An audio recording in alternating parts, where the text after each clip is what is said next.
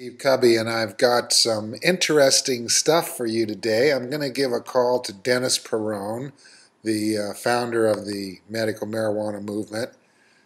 I'm going to get some answers to a question that has been discussed a lot lately. Hello? Hey, Dennis, Steve. Yeah. Who was Steve there? Hold on a second. Okay, Steve. Got it. Hey, Back to I'd like to do a little interview with you if I can. Okay, Good. yeah, my you're good. You know, a few years ago, I attended the 10-year anniversary of Prop 215 held in Los Angeles by ASA, the Americans for Safe Access. And I went there with Anna Boyce. And no one recognized Anna Boyce that night. We were treated instead to a really tedious line of people who all claimed to be authors and drafters of 215. Dennis, why don't you tell us who wrote 215? Where did those words come from? Most of the words come from? Well, we're writing a book on that. We're writing a book on this right now, as a matter of fact. And it's going to be available very soon. So be sure to be first to buy. You should buy a copy of that, because it's good. It's a good book. We're not finished yet, but it's close. We're going to have the name of the typist, too. We're going to really detail where all the input came from. Yeah, we're going to all that stuff. And who were some of these, just out of curiosity, though, who were some of these fine folks who could have said that? Okay, everyone? Well, you know, there was the original group, the moderates, Imler, Scott Imler, Bill Panzer, and Dale Geringer, who frequently claim that it was their words, their efforts that resulted in the text of 215.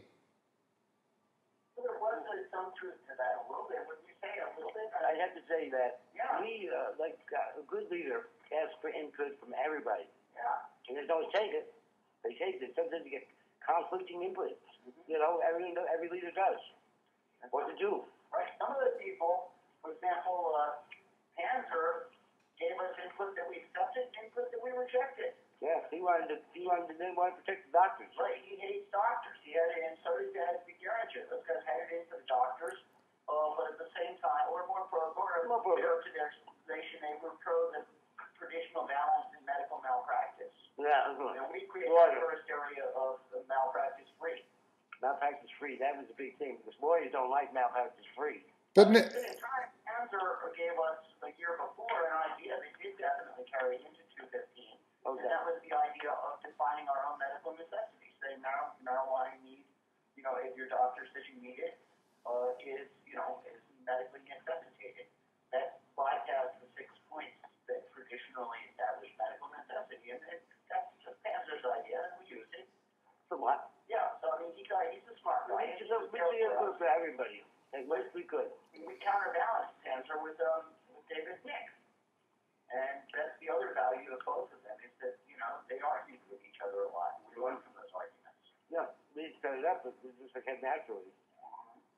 Nevertheless, we ended up with two very divergent versions, one which you described later as an initiative that by the time the police and the courts got done with it, it would provide patients with medical marijuana during the last half hour of their lives. Well, that's where it did win.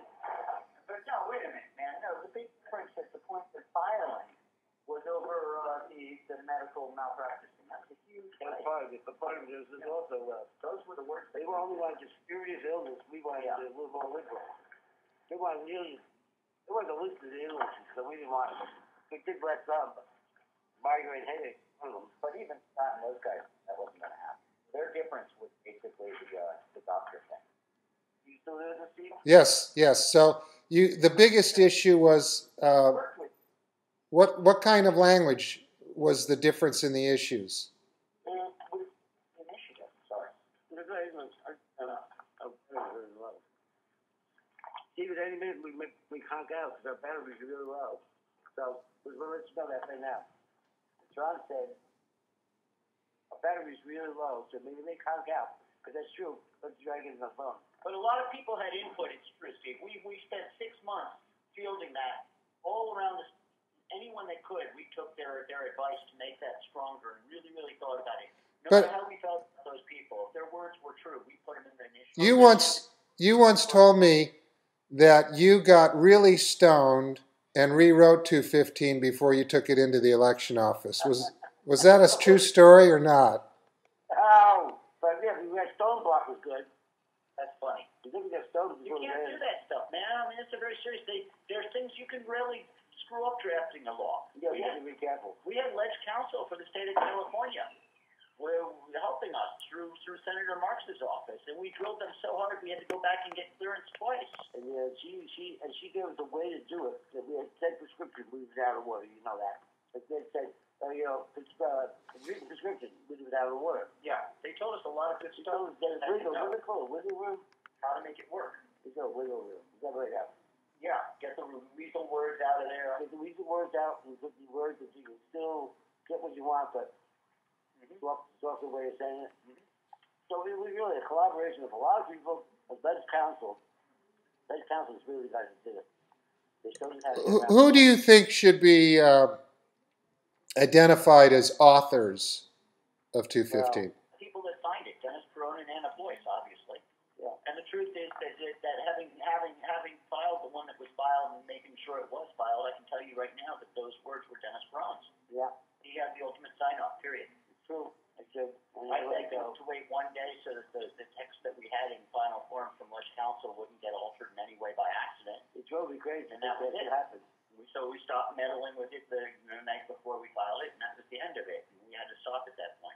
But it was his words. He could have done it. And that I called you, Dennis, is I think that there's an attempt right now to Photoshop a revisionist version of the history of 215 so that your radical tendencies were balanced by other individuals who now claim to be the drafters of 215 that were a problem then and are becoming a problem now because they create a lie that moderation is the answer to real change. And it's not. As you know, radical visionary action is what real change is about. And so...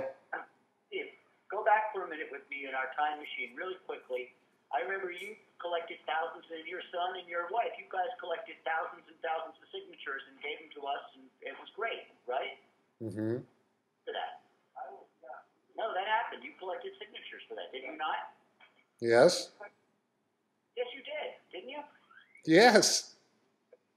You guys collected signatures also, though, didn't you? Yes. Yeah. What was I saying? Okay, here's my point. You collected signatures, too, so you remember what we were doing back then, right?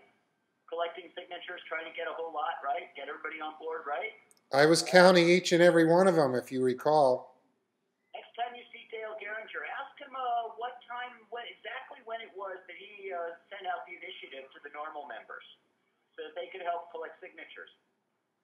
Noting that we started collecting signatures in December, and then we were doing it January, February, March, April, May.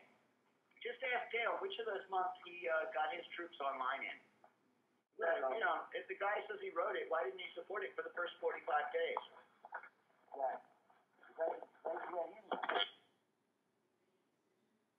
All right, well, I think we just lost Dennis and John Entwistle to understand how there was this battle between the radicals and the moderates, with the moderates claiming that only their version could win, and that wasn't true at all.